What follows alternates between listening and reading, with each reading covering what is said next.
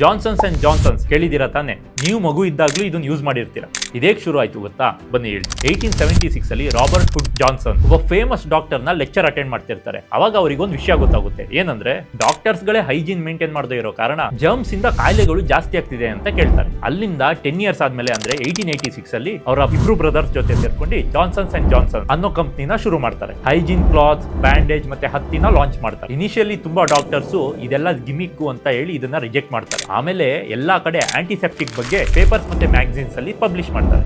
ಆಮೇಲೆ ವರ್ಲ್ಡ್ ನ first aid kit, first sanitary products ಮತ್ತೆ ಬೇಬಿ ಪೌಡರ್ ನ ಇವರೇ ಲಾಂಚ್ ಮಾಡಿದ್ರು. ಇವೆಂಚುಲಿ ಕಂಪ್ನಿ ಫುಲ್ ಫೇಮಸ್ ಆಗುತ್ತೆ. 1947 ಅಲ್ಲಿ ಇದು ಇಂಡಿಯಾಗೆ ಬರುತ್ತೆ. ಇವರ ಐಕಾನಿಕ್ ಬೇಬಿ ಪೌಡರ್ ಇಂಡಿಯಾದಲ್ಲಿ ಫುಲ್ ಫೇಮಸ್ ಆಯ್ತು. ಹಾಗೆ Johnson's baby soap, body lotion, wipes ಹಾಗೆ ಬೇಬಿ ಕೇರ್ ಪ್ರಾಡಕ್ಟ್ ಮಾರ್ಕೆಟ್ ಅಲ್ಲಿ 40% ಮಾರ್ಕೆಟ್ ಶೇರ್ ಇಂದ ಲೀಡ್ ಮಾಡ್ತೀವಿ. ನಿಮ್ಮ ಮನೇಲಿ ಮಕ್ಕಳಿದ್ರೆ ಅವರಿಗೆ ಯಾವ ಪ್ರಾಡಕ್ಟ್ ಯೂಸ್ ಮಾಡ್ತೀರಾ ಅನ್ನೋದನ್ನ ಕಮೆಂಟ್ ಮಾಡಿ. ಇವರ ಇಂಡಿಯಾದ ಆನ್ಯುವಲ್ ರೆವೆನ್ಯೂ ಬಂದು 4460 ಕೋಟಿ. ಇದೇ ರೀತಿ ಇನ್ಸ್ಪೈರಿಂಗ್ ಬ್ರ್ಯಾಂಡ್ ಸ್ಟೋರಿ ಕೇಳಬೇಕು ಅಂದ್ರೆ ನನ್ನ ಸಬ್ಸ್ಕ್ರೈಬ್ ಮಾಡಿ.